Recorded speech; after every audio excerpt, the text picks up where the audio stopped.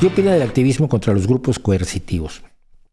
A ver, un grupo coercitivo, si sea lo que te estás refiriendo, un grupo coercitivo es una secta destructiva.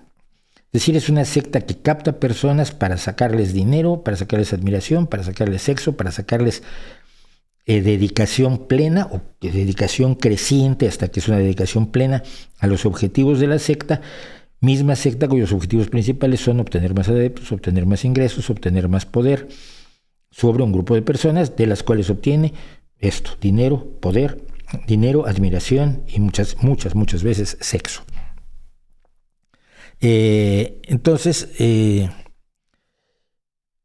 este tema estalló en los años 70 más o menos, cuando los gurús orientales llegaron a poder llegar para hacerse parte de Occidente, o los gurús al estilo oriental. Entonces tenías gente que te vendía la verdad por todos lados, desde la Dianética y Cienciología, que sí era de fabricación totalmente estadounidense, hasta los hijos de Dios. Yo los recuerdo muy activos en México.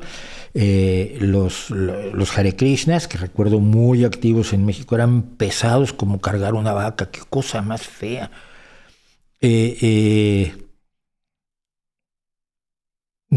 los distintos, los Sanyasín de Osho, y todos estos grupos de gente que estaba totalmente entregada a un líder, cuyo ejemplo más aterrador, por supuesto, fue la familia de Charles Manson, ¿no?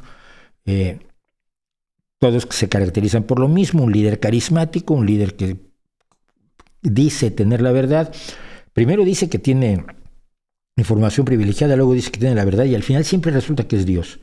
Por alguna causa, o es Jesucristo o es Dios. Lo tienes con Jim Jones, lo tienes con David Koresh, lo tienes con Charles Manson, lo tienes con el Ron Hubbard. Es decir, siempre están tan cerca de Dios que son casi Dios. El Sai Baba, por cierto, tenía otra secta interesante. La lucha contra estos organismos, contra estos grupos coercitivos, es fundamental, es de higiene básica para una sociedad.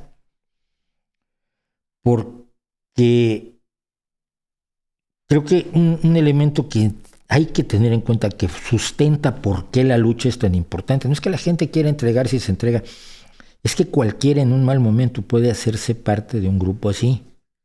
Cualquiera que necesite cariño, calidez, apoyo humano, puede ser captado por una secta fácilmente. No importa que sea licenciado, doctor, postdoctor, 16 postdoctorados en las cosas más inteligentes del mundo, porque no es una cosa de inteligencia, sino de emocionalidad.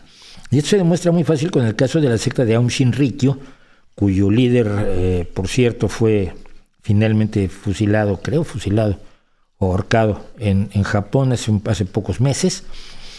Pero la secta Aum Shinrikyo, la que puso el gas sarín en el metro de Tokio, tenía entre sus filas a físicos nucleares y a químicos que fueron los que desarrollaron el gas sarín en los laboratorios que tenía la propia secta de Aum Shinrikyo. Entonces, precisamente por eso, porque su depredación no es sobre la ignorancia, su depredación es sobre las escaseces o las carencias emocionales de las personas, es por lo que deben ser perseguidos. Mira, yo tuve la segunda vez que a mí la cienciología me persiguió horrorosamente en México fue a raíz del terremoto de 1985. El terremoto de 1985, yo pertenecía como aspirante a patrullero al Socorro Alpino de México.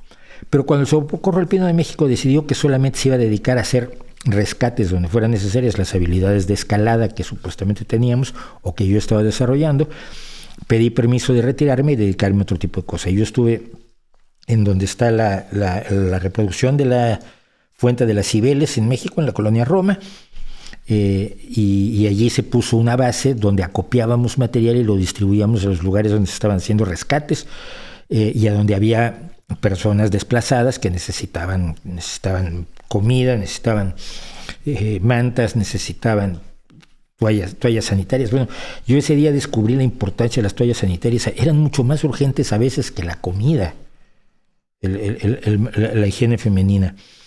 medicamentos, etcétera. Yo me acuerdo que gente como Luis Carbajo se arriesgó a decir en televisión, a pedir en televisión unos sopletes que necesitábamos para un rescate y me los consiguió. Quería muchísimo a Luisito Carbajo.